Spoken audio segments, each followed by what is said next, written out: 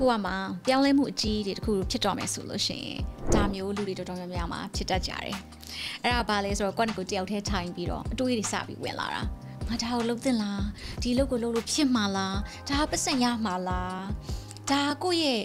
Is it the right time for me ငါဖြစ်နိုင်ပါမလားလုပ်နိုင်ပါမလားဆိုပြီးတော့ဒီလိုမေးထားပြီးသားစဉ်းစားပြီးသားအရာတွေကိုအခောက်တရာလောက်ထက်ကတလဲလေးမေးနေတာမျိုးတွေဖြစ်ဖူးကြတယ် and I'm sure that ကိုယ်တိုင်လည်းဖြစ်ဖူးလိမ့်မယ်လို့ထင်တယ်so ဒါတွေအကုန်လုံးကဒီလိုမေးခွန်းတွေကကိုအခုမှစပြီးမေးလာတာမဟုတ်ဟိုးရှေ့ခေတ်ဘယင်တွေကသူတို့စစ်တွေတိုက်ဖို့မထွက်ခင်မှာဘေးဒင်းဆရာတွေကိုမေးတဲ့မေးခွန်းတွေပဲအကုန်လုံးက pretty much the same ဒါပေမဲ့တကယ်တမ်းကျမတို့ရှာနေတာဘာလဲဆိုတော့တေးကြတဲ့အဖြေတစ်ခုကိုရှာနေတာငါဒါလုပ်ရင်ဖြစ်မှာလားငါဒါကိုရင်းနှီးလိုက်ရင်ငါပြန်ရမှာလား project အသစ်တစ်ခုခုပဲဖြစ်ဖြစ်နေရာအသစ်တစ်ခုကိုပြောင်းတာပဲဖြစ်ဖြစ်အလုပ်အသစ်ဒါမှမဟုတ် relationship အသစ်တစ်ခုကိုစတဲ့အခါမှာပဲဖြစ်ဖြစ်ဘယ်သူမှဆို certainty ရလို့ချင်တာပေါ့ but the funny thing is nothing is ever certain ဒါပေမဲ့ we chase the certainty and so certainty ဆိုတာကတော့နေသူအလိုလိုရလာတဲ့အရာမဟုတ်ဘူးတကယ်တမ်းတော့ certainty ကိုသိကြခြင်းအဲ့ဒါကိုဖန်တီးရမှာကိုယ်တိုင်ဖန်တီးမှရမယ် so ဥပမာidea တခုကကျမတို့ခေါင်းထဲကိုရောက်လာတယ် and အချိန်ကြာလာတဲ့အချိန်မှာအဲ့ idea ရဲ့အတန်ပိုးပြီးတော့ကျယ်လာတယ် and ဒါတိုက်ဆိုင်မှုတက်ပဲလား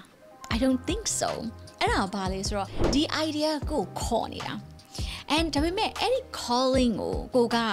အကောင့်ထဲပေါ်လိုက်ရမည်အစားအချိန်ကြီးဆွဲနေတယ်ပြင်းလို့နေမကောင်းလို့နိုင်ငံရေးကြောင့်လူမှုရေးကြောင့်ပတ်စံနေအစင်မပြေလို့နောက်တစ်နေ့မှနောက်တစ်လမှအလိုက်မဖြစ်သေးလို့ကျယ်ရီလာတွေမစီးနေသေးလို့for whatever reason အချိန်ကြီးဆွဲနေတယ်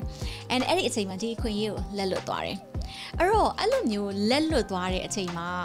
what happens is that ကိုကမတော်လို့လားတကယ်လို့ကိုယ့်ရဲ့ idea ကအသက်ဝင်နေတဲ့အချိန်မှာကိုယ့်ဘက်ကနေအခွင့်အရေးကိုအပြည့်အဝမစုပ်ကိုင်နိုင်လို့လားဘာကြောင့်လဲ well I don't know ဒါပေမဲ့လူတွေတော်တော်များများကအဲ့ဒါမျိုးလုပ်တတ်ကြတယ် so here's the thing ကျမတို့တကယ်ကိုနိုင်ငံတွေကို conquer လုပ်ပြီးတော့အောင်မြင်ခဲ့တဲ့ဘယင်တွေကြည့်လို့ရှိရင်သူတို့ကအဲ့ဒီ confirmation တွေကိုထိုင်ဆောင်နေလားမဆောင်သူတို့မှအဲ့ idea တခုရလာတယ်အကြံတခုရလာတယ်သူတို့အမြင်တခုရှိလာတယ် vision ရှိတယ်သူတို့ရဲ့ mission ရှိတယ်ဒါကိုသိပြီဆိုလို့ရှိရင်သူတို့လိုချင်တဲ့ result ကိုရပြီးဆိုတဲ့နေရာကနေသူတို့စစ်ထဲကိုဝင်မှရမယ် and especially သူတို့ရဲ့အောက်မှာဝင်တိုက်နေတဲ့စစ်တီတော်တွေအများကြီးရှိတယ်ဆိုလို့ရှိရင်အိုးအဲ့ဒီတော့သွားတိုက်လို့အောင်မလားမအောင်မလားတော့ငါတို့မသိဘူးတိုက်ကြည့်တာပေါ့လို့ပြောလို့အဆင်မပြေဘူးငါတို့အောင်မယ်ငါတို့သွားမယ်ငါတို့ဖြစ်နိုင်တယ်ဆိုတဲ့စိတ်နဲ့သွားမှရတယ် so ကိုကောင်းတဲ့ idea ကကိုကိုရွေးချယ်လိုက်ပြီ now is the time ကိုကလည်းအဲ့ဒီ idea ကိုပြန်ရွေးချယ်မှရမယ် and ပြန်ရွေးချယ်ပြီးသွားလို့ရှိရင်ကိုကတေးကြတယ်ရောက်ကိုရောက်မယ်ဖြစ်ကိုဖြစ်မယ်ဆိုတဲ့စိတ်နဲ့ကိုရဲ့ version of စစ်ပွဲပေါ့နော်အဲ့ဒီထဲကိုကိုကသွားမှရမယ် so again this is a little ritual that I do and ကျမက life မှာတိတ်မသေးကြဘူးလို့ခံစားရတဲ့အရာတွေရှိတယ်ဆိုလို့ရှိရင်ကျမလုပ်နေကြတာဖနက်ကိုချွတ်လိုက်မယ်မြေကြီးပေါ်မှာကျမခြေထောက်ကိုတင်လိုက်မယ် because ဖနက်မပါဘဲနဲ့မြေကြီးပေါ်မှာနေရတာ it's so grounding and အဲ့ဒီ grounding ရှိတဲ့အချိန်မှာကျမတို့ကအဖြစ်ရထွက်တယ်